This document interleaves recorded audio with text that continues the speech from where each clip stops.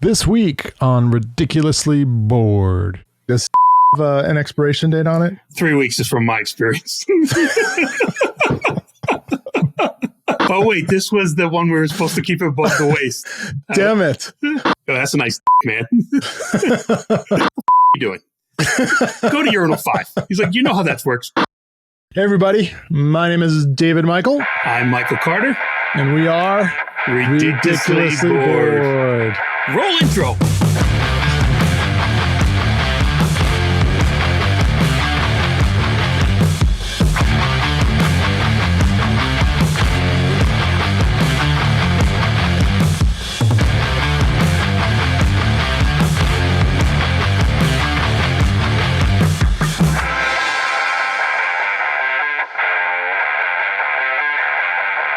All right. How's everybody doing? We are here and back for episode 7. Yes. I don't think you or I thought that we would last this long. Not because we didn't think that people would be interested. I think you and I thought, because we have that squirrel mentality, that we would be on to the next thing by now. No, I mean, I think we have a ton of stories to tell. The good thing is, which at least for me is being on the East Coast and going to bed very late, like I have those extra hours. Family, everybody's in bed already for a couple hours before we jump on. You, it's a little bit different because it's earlier for you out there. Yeah, it's not too bad. 2-hour difference right now. It'll be interesting after the daylight savings time when there's a 3-hour difference, because then it's a little bit earlier for me. But thankfully, I eat dinner fairly early, so not too bad. Before we get into how was your week, I saw the drink make a quick appearance there. What is David's drink of the week? David's drink of the week is I guess it's an eggnog martini, but it's actually rum chata. And you're going to think I'm an alcoholic, but let's see. Rum chata, which is horchata flavored like a rum beverage. On the other side of that eggnog. On the other side of that rum chata, does it say bull semen? Let me see. No, Michael, it does not. Just checking. It does say best enjoyed within 6 months after opening. Does semen have an expiration date on it? 3 weeks is from my experience.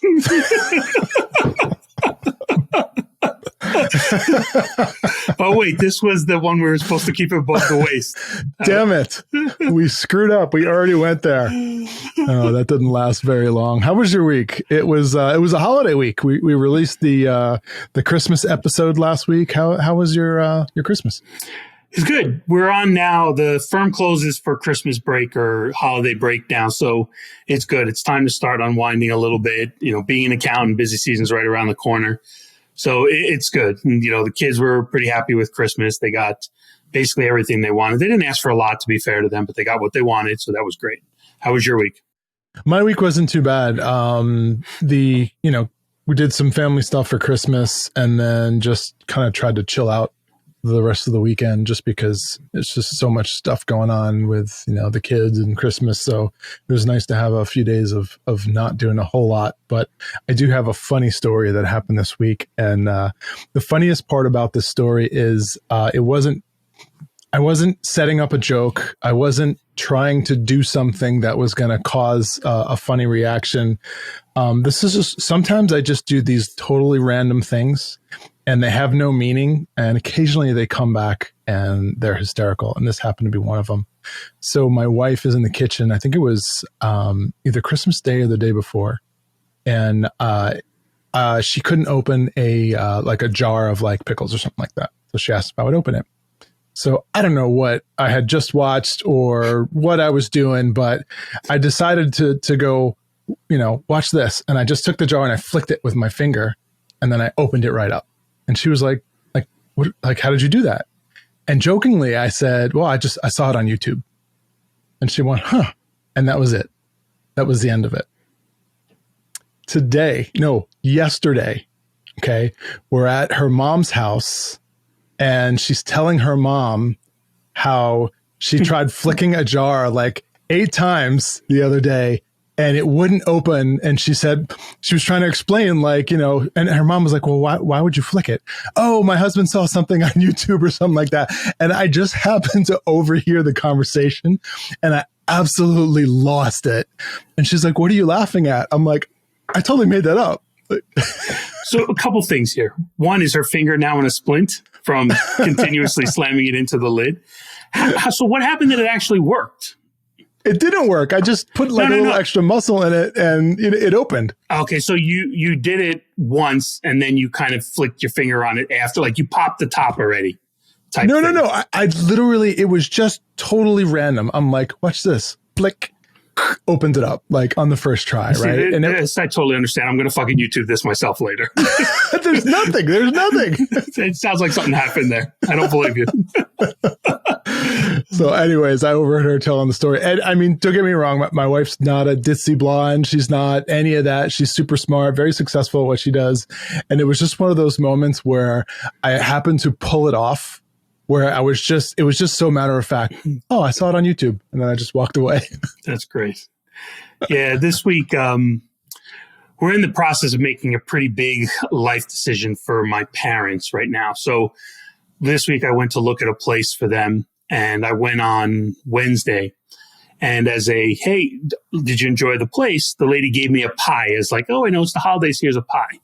Oh, wow. Yeah. So I like the place enough. This must be a very expensive place. Yeah, they're giving away pies at the door. It's definitely fucking expensive. So I liked the place enough, and I wanted my dad to see it the next day. So I went back. I made another appointment. You know, COVID, you can't just walk in anywhere. Made another appointment the next day. I went back, and the lady's like, oh, since we knew you were coming, here's a pie for you and for your father. So I'm like, and it's the same lady. So I'm like, you know, you gave me a pie yesterday, right? And she's like, yeah. Nothing. So I think it's their thing. Like when somebody comes through the place. So did you come back the day later with your mom and your dad? I told her, I said, look, you know the way to my heart. I'll see you tomorrow. But no, I didn't go back. So yeah, it's pretty interesting. I'll get more into it in a future episode. But yeah, we're looking to make some possible decisions there on stuff. Are you, and I don't want to get too deep into it, are you moving them closer to you? No, well, yes, but it involves around my mother's Alzheimer's. So there's some decisions we need to make. And so, yes, possibly it'll be very close to me. Yeah, I had the choice to move my dad into an apartment that was probably $300 or $400 cheaper per month. But it was 20 plus miles, 25 miles away from me. Or pay a little bit more and have him within a mile of my house. And it was worth every penny to put him a mile from my house, because I'm over there probably 4 or 5 times a week. So it was just one of those things where it made a whole lot of sense to do that. Exactly. But he's not in any assisted living. So, I mean, if he needs help, it's me. So I got to run over there. Gotcha. Yeah. All right. So let's talk about what we teased from last episode. We talked about worst job or boss ever, right? Yes. Yeah. Yeah. You want to go first? I can. I'll start. All right. So I worked at a place that it was in bankruptcy when I went there. Hold on. Before you go, we need to set this up. Sure. Is there a potential that this person, your boss, may be watching the show? Because it makes the story that much better. Not this guy that I'm going to talk about. I'm hoping he's in jail, to be quite honest. But no. Right. Well, I think there's a potential that one of my bosses may watch the show when I tell my story. So that'll be good. If David's boss does listen, please comment in the field and let us know. So I was at a place for a few years, and like I said, I went into a hospital as VP of finance. They were in bankruptcy when I went there, so don't point the finger at me. They got out of that bankruptcy. They got out of it really poor terms. Like normally when you go into a bankruptcy, as you hear and you read about, people exit pennies on the dollar. This place, they were so cocksure of themselves that they exited paying, in essence, not only 100%, but 110% because of interest over like a 7-year period. So they didn't make it. 2 years later, they go into a second bankruptcy. Jesus. So during that time, now things are falling apart. So can we explain what that means, though, for people that aren't familiar with the accounting world?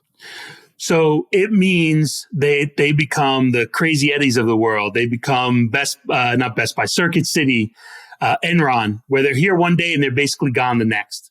Okay. But in the accounting world, there's a wind down, right? So it's not literally like they close the door and it's like, oh, we're done. There's a long period where they wind down, legal's involved, the courts are involved. So bankruptcy is a long, drawn-out process. So once you go in it, though, you only way you can get out of it is the court has to approve the next steps. Mm-hmm. So that's what was going on. And we went into the second bankruptcy. So during that time, now the place had, in essence, 6,000 people. It was a big place on their payroll. In finance, it's only about 80 or 90, but about 6,000 people in the whole organization. So everybody's looking for a job. I find this hospital in New Jersey, actually, where they were, in essence, trying to buy, a doctor and a nurse were trying to buy the license from a place that was having financial trouble. And so because of that, they were looking to build their team. So what I find out later on is they were really just looking for resumes, in essence, to get them through the process. So they wanted you there, they wanted your input, but they weren't going to listen.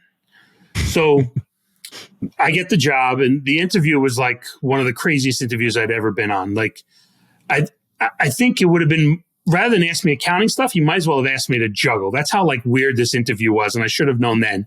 But the amount of money he was throwing at me for a 1-year contract, the fact of the matter is that I didn't know if I was going to have a job with the place going into bankruptcy again, things like that. I took it. So, little background. The guy, and this is important to the story, he was Russian. She was Russian. They had 2 other partners who were also Russian. So they had run some pretty successful businesses that dealt with like clinics and outpatient services, where somebody comes in for the day, gets something done and leave. They're the ones who decided to buy the hospital. They had never been, the hospitals are extremely regulated, right? So they had never been in an environment that was that regulated. They also didn't seem to care that the environment was that regulated. So, there would be meetings where they would talk to us, then they would yell at us, then they would have a in Russian timeout, as I like to call it, where they would just talk over us as if we weren't in the room for like 10 minutes talking about stuff. So that was far and away one of the worst jobs, probably the worst job I ever had. The unfortunate thing was I brought 2 or 3 people with me from my old place. Yeah. That's the worst. So we were all in this shitty environment.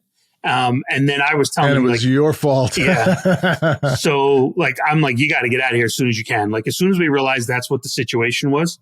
Mm-hmm. And then like when my contract was up, they didn't renew it because by then they actually got the hospital. They now took ownership of it and they brought in their own people. And so like the guy who's running finance was like a security guard at his old place. Like that's how he just wanted people in position so they could run it. So yeah, that's far and away the worst place I ever worked at. What about you? Oh, and they're the worst bosses. It's a triumvirate of 4 people who were my boss at that point.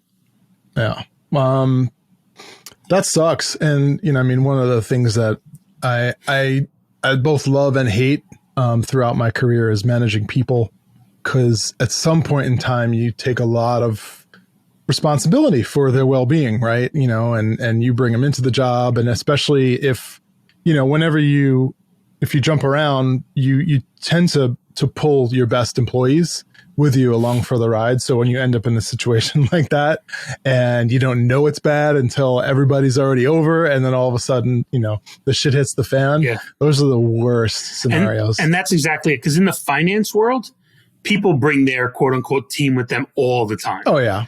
So a CFO goes to a new place. He then brings his old director of finance with him, usually gets him more money for a similar role.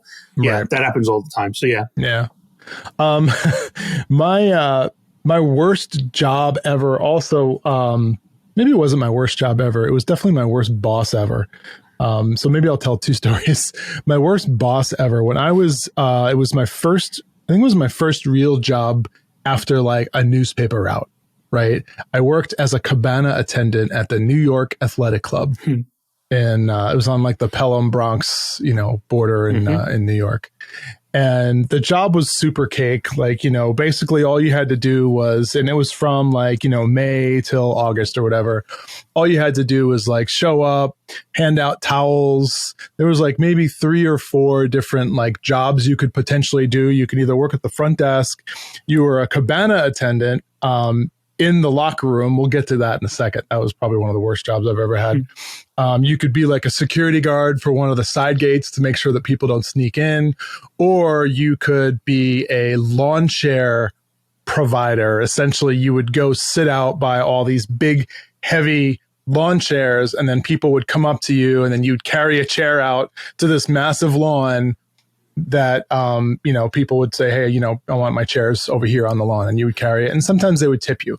At least that one you got tipped. But the problem with that job was when you weren't carrying lawn chairs out, or there was only like 40 or 50 chairs. So once they were all handed out, you had to go around and clean up goose shit. And this massive lawn right on the Long Island Sound was just littered with goose shit everywhere. So that was the shitty part about that job. The worst part about the cabana attendant job is you had to, if you were male, you had to manage the men's room. If you were female, you had to do the ladies' room. You had to open up people's lockers for them. So there was one master key for all the lockers, so that the members didn't have to worry about, having a key. Oh, so it's not, they didn't lose their key. Like no. There was just one key. They were just like Cabana Boy in the short shorts. Come over here and unlock this for me. Yes. Okay. Except 90% of them were butt ass naked when they asked for your help. So you're literally all day long around 60 to 80-year-old retired men that have no shame whatsoever, walking around butt ass naked after taking a shower, waiting for you to open their locker. Is this so you're considering your nude beach last week? No, it is not. That's a story for a different time. Did you have at least the other side, which was those older rich wives who were like, excuse me, tennis instructor, can you please come over here and come from behind me and show me how to improve my swing? Did you get that side of it at least? No, there was no good side of it. So the worst jobs were cabana attendant and then the lawn guy that had to clean up goose poop all day long. Yeah. The worst part about the job, though, was my boss. All right. He was kind of like the general manager of the cabana side of the house. And I think he was going to law school. And he's one of those guys where if we hung out outside of work, we probably would have got along and, had a few drinks. I was 14, 15 at the time, so that wasn't an option. But he seemed like he could have been cool, right?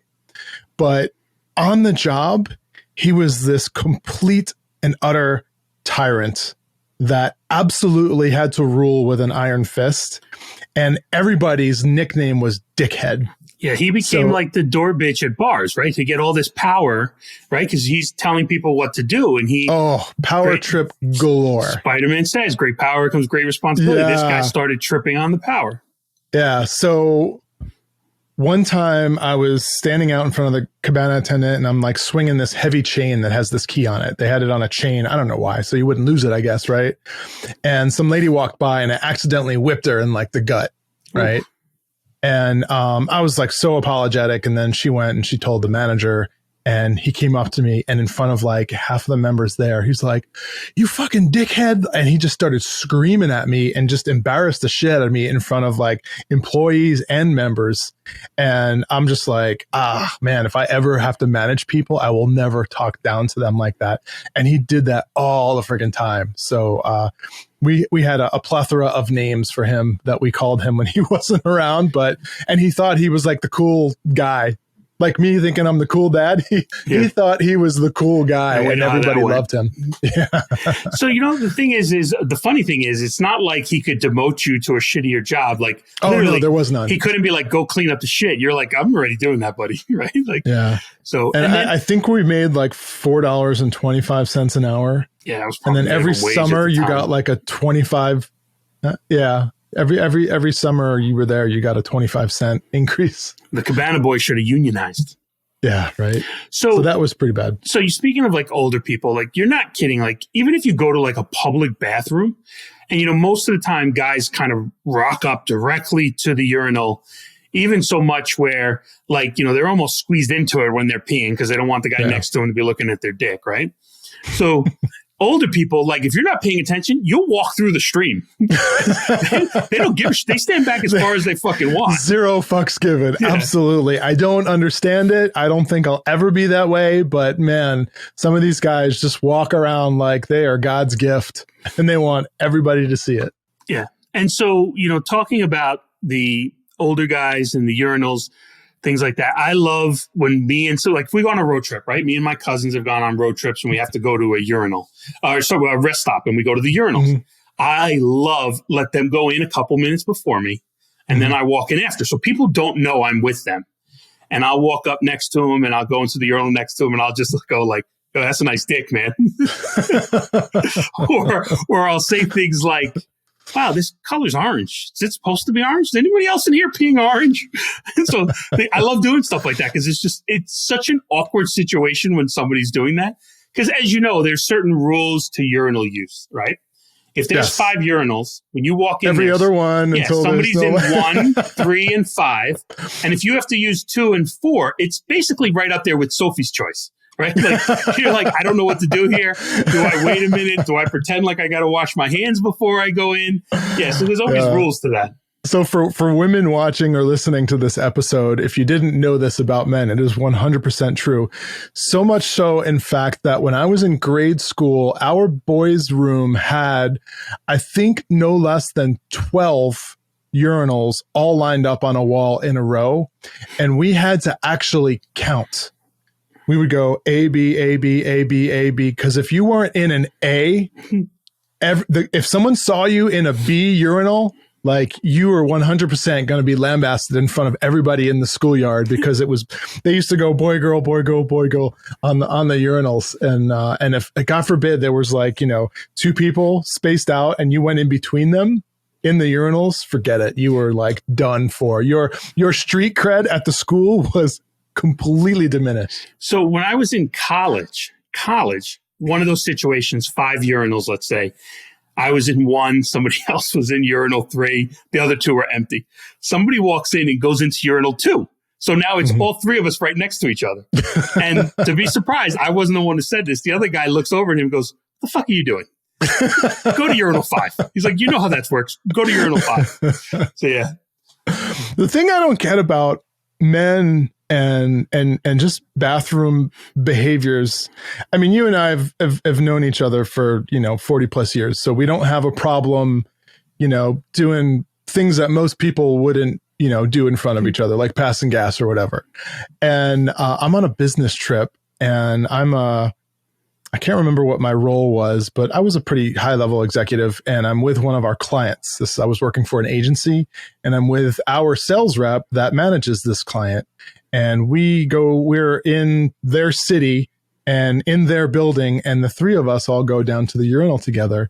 And we're in there, and it's just the 3 of us, and it's me, the guy who is our client. He's like a senior VP of something, probably marketing, and then our sales rep. It was only 3 urinals, so we just took all 3 urinals, right? And this guy, our client, just decides to rip the longest. Couldn't have been less than 30-second fart. And we're standing here and both the sales rep and I kind of lean back and look at each other and what do you do? This guy's paying us millions of dollars every year. What do you say? But more importantly, he just plays it off like it never happened. Not oh, excuse me, or that one slipped. He was just do. Yeah. I'm are you kidding me? Well, that's one of those things, people in the bathroom, it's acceptable, right? Our friend GQ, he doesn't fart in front of us. Even though we've known him for 40 years, he doesn't fart in front of us. But if you go in the bathroom, he farts right next to you. So I'm what's the fucking difference? I don't understand this. But so keeping with our theme of keeping the stories out of the bathroom humor, I'm going to lift it up a little. I am at a client dinner and the person who's sitting across from me is the head CEO of a security company. And they're trying to sell the company I work for security services. Him and I are going to steak dinner. We're having a good discussion, everything. So at the end of it, he says to me, "Are you done with that bone?" So I'm like, "Sure." So it's going through my head, which he's going to take it home for his dog. That's what I think goes through anybody's head. If you don't know the person and that's the question asked, I go, "Yeah, sure." Basically you want to take it home for your dog? And he's like, "No, I really like the bone." He grabs it from me and just starts gnawing on it at the table. and he's never met you before? And this is the first time I met him. So it was so jarring that, me and the guy had a very good long relationship afterwards, but it was something that really stood out at me of that's Yeah. next level comfort. Yeah. Shit right there. You got to be really comfortable that you're not going to, I mean, can you imagine that happening today with COVID and the pandemic and whatnot? Like that just doesn't exist. No, COVID, we'd be at 2 different tables. Yeah. He'd call me on his cell phone. How's your steak over there? I got to take it back to the potty for one more comment. And this happened a couple of weeks ago. I was in a public restroom, and I was in the urinal, and some dude's taking a dump, in the spot right next to like one of the only urinals in the small restroom, right? And I get it. You're going to number 2, and sometimes stuff doesn't come out silently. Sometimes it comes out pretty loud. I'm pretty forgiving when it comes to stuff like that, but after he did it, he had the old like he had to make the noise of, thank God, what a relief that's out. Like I didn't need that. Like at that point, I didn't need that in addition to what just happened. At that point, you were in his world. You were just a bystander. You had plenty of time to leave the bathroom. It sounds like you were waiting for the ending. I was midstream. Couldn't do a damn thing about it. Should have puckered up and left. Yeah. One more topic on worst jobs ever. I actually worked. So my dad's a licensed electrician, and in the summer times when I wasn't in school, sometimes I would work for him. And in New York summers are pretty humid and hot and whatnot, especially in like July, August timeframe. When it's 90 degrees out, but like 95% humidity, it's 10 times worse than any day I've ever had in Arizona. I remember one time where we were working, and it was in a basement, but it was like a crawl space basement. It was an apartment building, but it was an apartment building that I think had a bunch of crackheads, because I remember there being like crack files all in the yard. And we were doing some electrical work, and we had to go down in the basement, and the basement was probably maybe 4 feet tall and all cement. And we had to crawl in there. And my dad, I guess, had a bad back at the time, so he made me do it. And I crawled in there, and I couldn't, and it was pitch black, and I had a flashlight, and there were no lights. And I'm looking around, and I flashed to the side of the wall, and there's a spider web. Remember daddy long legs spiders? We don't really have them in Arizona, but like they were the worst spiders I remember. I don't do spiders at all. You know this about me. Yes. I flashed the light on the wall, and there were something like 200 or 300. Jeez, daddy. So much so that it looked like the wall was pulsating. How wet did your pants get? And they were all moving. I immediately just like pushed back and just like jumped out and was like, I'm not going in there. My dad made me go back in there. He's like, I need you to go check on that outlet that's in there, or whatever it was that was in there. I don't remember. But I remember that being that was the summer that I decided to go work for the New York Athletic Club, because that had to be 10 times better than crawling in, basements filled with spiders. And that's probably where my spider phobia originated, because that was the most disgusting thing in my entire life. I mean, that's definitely a potential trigger. I do remember you telling stories about like tripping over crack piles when you would go around New Rochelle with your dad. Oh, it was so bad. We had some of the like dingiest jobs. That's one of the reasons why I went to college. I was just like, I don't want to work in a trade. I don't want to go to trade school. I want to do something where I can sit at a desk and not have to like get my hands dirty.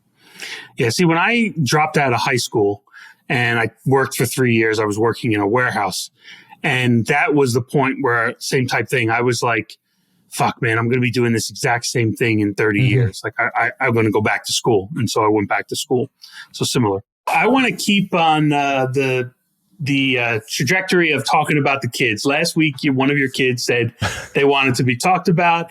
I like that, because they won't appreciate it now, but being able to listen to these episodes in 5-10 years, and eventually when we're gone, hopefully much longer than 10 years, they'll enjoy these things, hearing these stories and things they've done. So why don't you tell me another story about an embarrassing time with your kids? God, there's so many. I will tell you. So this one's not embarrassing for me. It's embarrassing for my daughter. Maybe I'll tell you I'll tell you both. I don't know. I'll start with, this one was fairly recent. And as a father,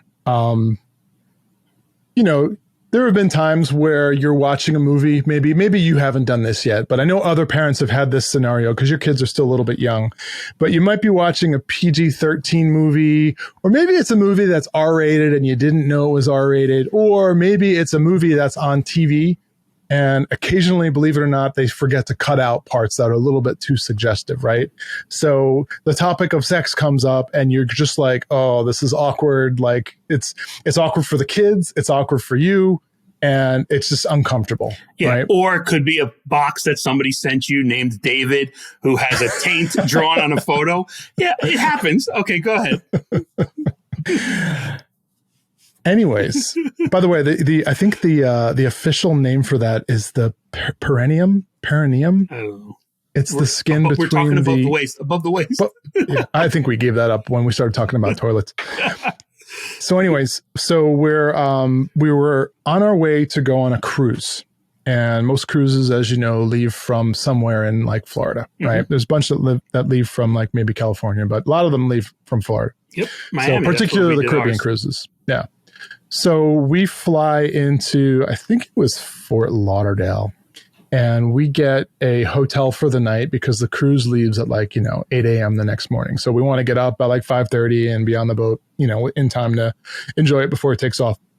So we fly in the night before, we get a hotel room, and this hotel room reminds me of Miami Vice from the 80s, like the television show. It's got like the neon like flamingos and some neon like blue signs and whatnot. It just reminds me of just like that era, right? Okay. So it's not the most expensive. It's not a 4-star hotel, but we just needed it for one night. Was so it it's by me and the my hour? wife. Just curious. No. Okay, just checking. No, but after I'm done telling you the story, you might think that it was by the hour. Just checking. So it's me, my wife, my 2 kids. I got to believe my daughter's probably 17 or 18 at this point, which makes my son, 14 or 15. And so there's 2 beds. So the kids are in one bed. My wife and I are in another bed, 2 queen size beds. We go out, we eat dinner, we go back to the room, we go to bed. About 2 a.m. in the morning, I wake up and I hear moaning. And it's not coming from within my hotel room. Well, it's you're married, so we know that. Yeah. Coming in the hotel room next to us. So I kind of look around. My wife has earplugs in because I snore sometimes, right? So she's completely oblivious. And the kids appear to not be moving. So I'm like, all right, I'm not going to like bang on the wall because I'll probably wake everybody up and then it'll be this embarrassing moment, right? So I'm like, all right, they'll probably be done in a few minutes. So the moaning kind of got louder. And then all of a sudden I hear banging. And so now there's banging and it's the headboard of the bed banging against. And then I hear screaming. And then I hear a combination of all 3 of the 2. And then I also hear like smack. I'm like, are you fucking kidding me? Right. And I look over and I can tell that people are starting to like wake up. People are starting to roll over. I'm like, Jesus fucking Christ, my kids are going to hear this. So they went on for another 25 minutes. And like, I was banging on the wall. I'm like, oh my God, like this will end. My wife dead asleep the entire time, did not hear a single thing, but my kids and I got a good laugh out of that the next day. But I was so embarrassed for having to sit through that wide awake. And the entire time I'm like, oh my God, what are my kids thinking right now? What are my kids thinking right now? You should have called me. I would have stopped. So I know this wasn't the point of your story, but you mentioned your wife wearing earplugs when you sleep. Yeah. Now, knowing you as long as I have and having both the gift and the curse of having shared a bed with you here and there when we've been on something, that surprises the shit out of me because when I've been in the bed next to you, you are the fucking quietest person I've ever seen and you don't fucking move. Like there's been times in the morning where I've wrestled an alligator on my side of the bed and you literally fold it over as if you're folding a napkin on the kitchen table because it hasn't moved at all. So that shocks the shit out of me that you snore sometimes and you would need ear plugs. The older I get, I find, and I actually tried Googling the hell out of this. The older I get, I find that the more I do it, And I never used to do it before. I was actually a pretty quiet sleeper through most of my adult life. And then I don't know if it's based upon what I've read. Dr. Google, Dr. Google. He says that the flap of skin in the back of your throat is a muscle. And as you get older, the muscle deteriorates, it atrophies. So it's no longer rigid. So when you breathe, it like flaps. And that's what creates that kind of noise. Some people just snore, regularly. Apparently, in my case, it's just something that's just starting to happen. They actually have surgery where they'll go in and they'll tighten that muscle up so that you don't do it anymore. I don't know that I care enough to want to like go through that process, but for anyone out there that snores, there is a surgery, however new it may be, that can potentially help you.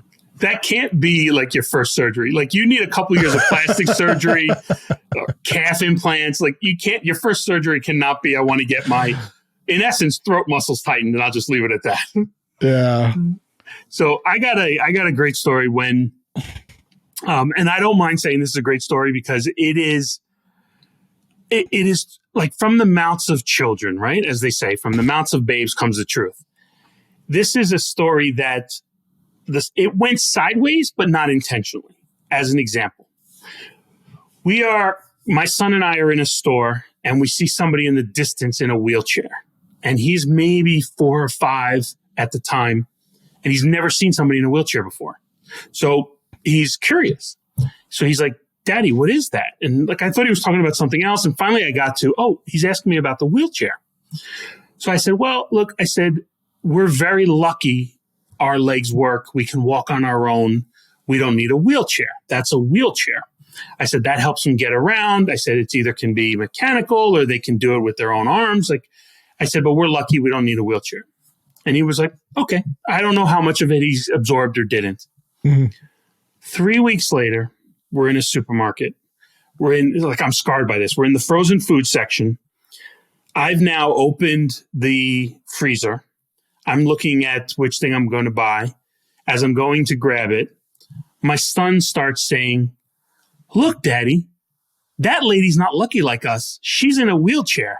She needs a wheelchair to get around. We don't." To which I turn around and the lady is right next to us. So he is in essence telling her to her face that she's not lucky and she needs a wheelchair. So I am in shock now, and thankfully I don't freeze up when I'm in shock. So I turn to the lady and I say, "Look, funny story." I'm like, I was trying to explain to my child. I was trying to explain to my child a few weeks ago somebody he saw in a wheelchair, and that's how innocently I was describing it to him that we were lucky we didn't need a wheelchair. I'm like, I wasn't saying you're unlucky for being in a wheelchair. She was having none of it.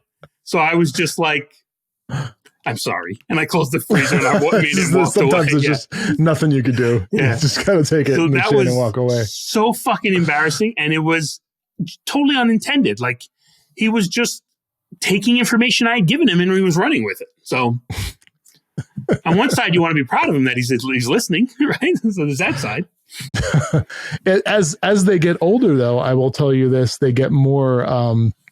the stories are still funny, but they're a little bit different. Like, for example, my daughter, when she got a phone at 13 years of age. That was kind of the rule in my house. Once you turn 13, you get a phone. And the big thing at that time when she was 13 was Snapchat.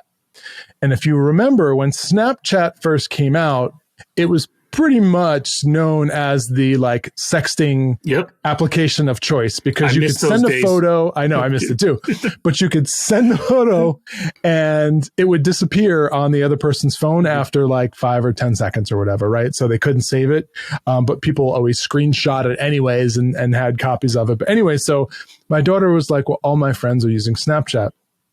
And I'm like, "Well, hell no, you're not getting Snapchat.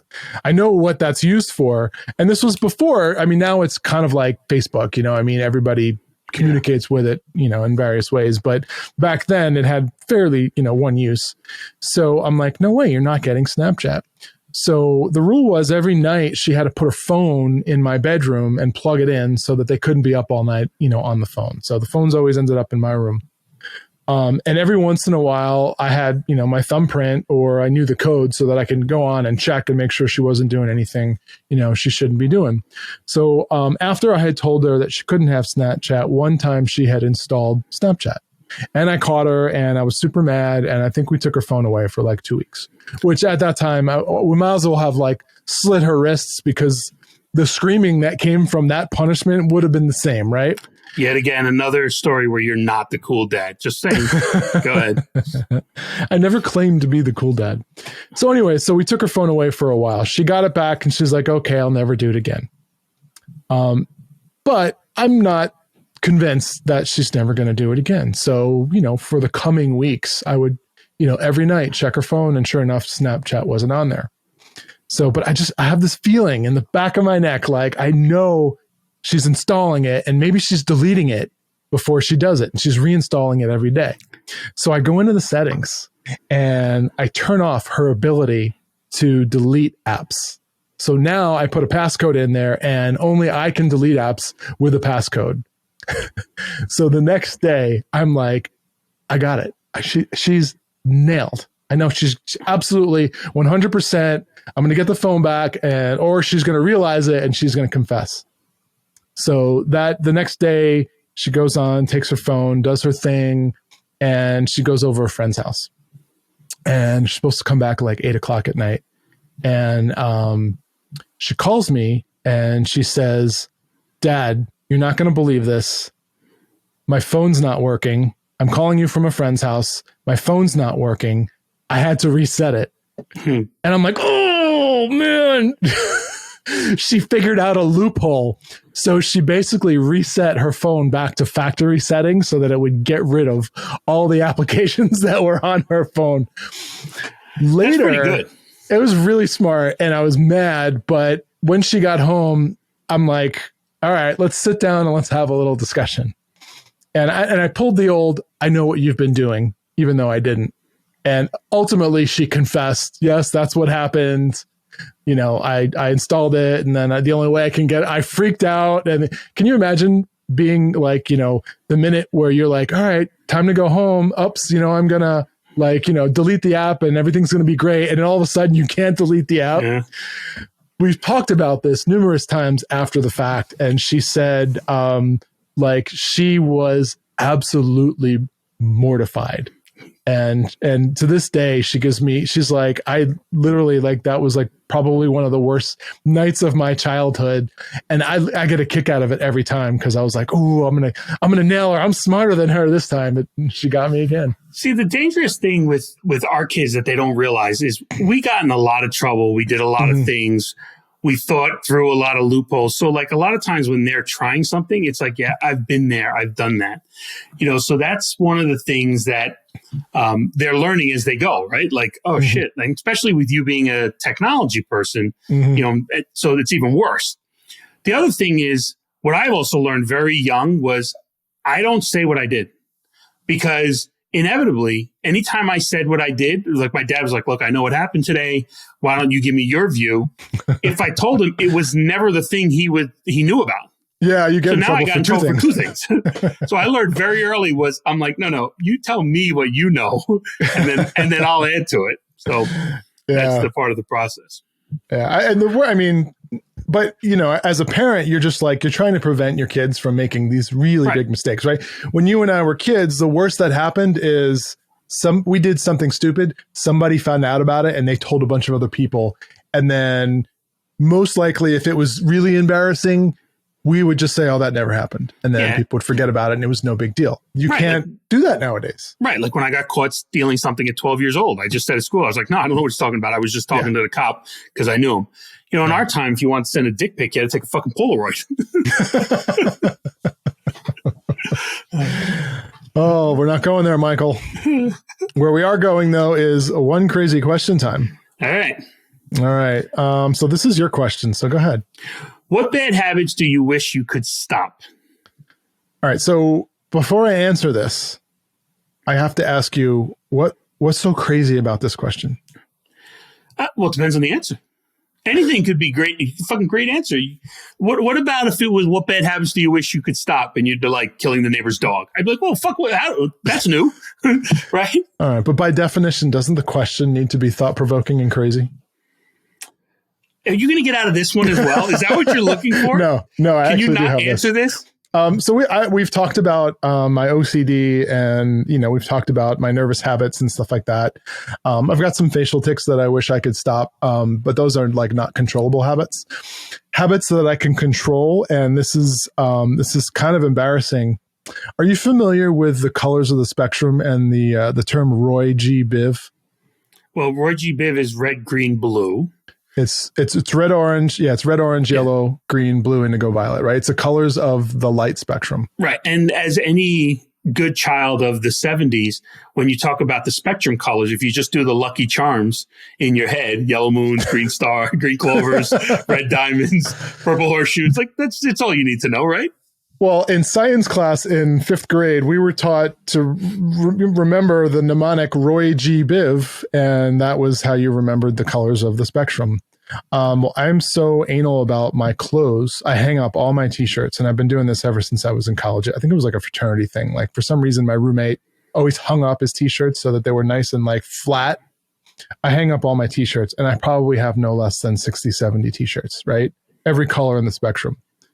I actually organize them black. Well, actually, let's start at the other side. White, gray, red, orange, yellow, green, blue, indigo, violet, black. So if you, at any given point, you look at my closet, it looks like a rainbow. It looks like a unicorn fucking shat all over the place. Now, I need to be careful because this could be a clinical thing and I don't want to make fun of you for it. But this also might explain why the last few years you've gone to like every 10 shirts you buy, 8 of them are black. 100%. Right? You got tired of fucking sorting them, or you're going colorblind. It could well, be not only sorting them, and I was reading a book on Steve Jobs and, the Apple's old founder, he died. He had, like, his wardrobe was entirely the same shirt. He had 20 of the same shirt, 20 of the same pants. Decision fatigue is 20 called. of this. Yeah. He's like, it's not worth my time to waste. I mean, when you're making billions of dollars, every minute is potentially tens of thousands or hundreds of thousands of dollars, right? So in his mind, he's thinking, in order to optimize my life, I'm just going to remove that decision from, I have a tuxedo for black tie events, I have a shirt and tie for funerals, and then I have my wardrobe that I wear everywhere else. Yeah. So I've, not only that, as black becomes in, or gray and, kind of muted palette colors become like in style, it's real easy to just kind of build a wardrobe around that. So I do. Yeah. But I do like to have some accent colors every once in a while. How about a black eye? So I wish I would not be so anal retentive that I had to organize my closet by the colors of the light spectrum. You realize the next time I come over, I am totally fucking up your closet. You realize that, right? Yeah. So it's a good thing you live 3,000 miles away. So that's not going to be too much of a problem. My cousin doesn't like his nostrils, doesn't like his food being mixed. So like, meaning if you put peas, he likes them in one side. If you put meat, it's next to it. If you put mashed potatoes, it's next to it. And he doesn't really mix them when he eats, right? Same as your color thing. He walks away from the table. I, of course, start mixing the shit out of his food. Of course. And his wife goes, he doesn't like that, right? And I'm like, yeah, that's why I'm doing it. Like that's a given. So my thing is, I have bitten my nails basically my whole life, right? It's probably my worst quote unquote habit. I don't smoke, don't really drink, never did drugs. Like that's my habit. I bite my nails all the time. Still? Yeah, still. Oh. So much so that like now sometimes in meetings, I know I bite them. So I kind of like almost kind of hold them underneath so they don't stand out. Cause I don't want people to be like, oh, right, you're trying to sell us this. Man, this guy's nails are fucked up. I'm not doing business with him. I got one. So one of the things my parents, when I was younger, they tried to get me to stop biting them. And they had this brilliant idea. They bought this. In essence, it was like, I don't know, for lack of another word, like liquid pepper spray. And what they do is they put it on like you would nail polish on all your nails. And the idea there is every time you go to bite one, you get this pepper spray, your mouth's on fire. So you like, it's like a Pavlov's dog, right? You learn from every time the bell goes off, there's food coming, right? So they were trying to teach me to stop biting them. So what I did, though, to work around that, and I did it for quite a while, and they couldn't understand why it wasn't working, is I would just take the fucking hit at once. So I would just go in and lick all 10 nails and like suck off all 10 of them at once just to get that hit and be like, all right, I'm good. And then I could bite my nails again. So yeah, that's why I still bite them to this day. Oh, Jesus. Yeah. So that is something I wish you could stop that. All right. What's preventing you from stopping that? It's clearly a nervous habit, right? You don't even notice you're doing it most of the time, I bet. I think it's a, it's probably a nervous habit, right? That's by definition, I think, what it is. But I think it's an escapism, right? Like when I drive, I notice I do that, right? Just like some people always smoke when they drive, right? That's one of the things they do. So it's just one of those things. And so I don't know. I wish I could stop it. There's been times when we've bet on it, right? Again, going back to our gambling, I'll bet on anything. So there's been times where somebody will be like, all right, I'll bet you Ranger tickets if you cannot bite your nails from January 1st through June 30th. And you need to get a manicure at the end of it. And fucking June 30th, I'm getting a manicure because I want those tickets. So if you want it bad enough. It's one of those things. Like I can do it, but so we'll see. Well, and I think it's also, it's mind over matter for you very specifically because I've seen you lose like 50, 60 pounds to win a bet. Yeah. So it's not like you can't lose weight. You just have to want to. You need the right carrot in order to want to go through the trouble to do it. And probably eat more carrots as well. All right, we're running long here. I want to do joke vault. All right, can I just, and I hesitate to say this before the joke vault, but we've gone almost an entire episode without talking about your balls. So, I mean, that's pretty impressive. All right, hold on. I'm looking. Balls are not in it. Balls are not in this. All right. We're safe. All right, from the joke vault. Women wonder why men look at other women. Let me explain by offering a comparison. Did you ever put on the radio channel, really like the song, but still quickly press buttons 2, 3, 4, and 5 to see what songs were on those channels? That's why men like to look at other women. Because you want to see if something better's on. Yeah, exactly. Honey, if you're listening, I didn't not better. David meant different. Okay. Yeah. That's just asking for trouble. All right. Next episode, we're gonna delve deeper into our childhood, huh? Yes, another round of childhood things. I want to talk about video games from when we were younger. Okay. And our borderline, probably not even borderline, probably well over it, addiction to video games. Atari, coin-operated, pinball, all of those. I want to talk about all of them. And then we both had computers and used to trade games on those big 5.25-inch floppy disks as well. I remember those. Question for you. Do you play any video games as an adult? I play, well, again, like for yourself, not for, hey, let me play with the kids because the kids want to play, but like kids go to bed, you've got the controls. What are you playing? That sounds like a good tease for next week. I'm Michael Carter. And I'm David Michael. And we are ridiculously bored.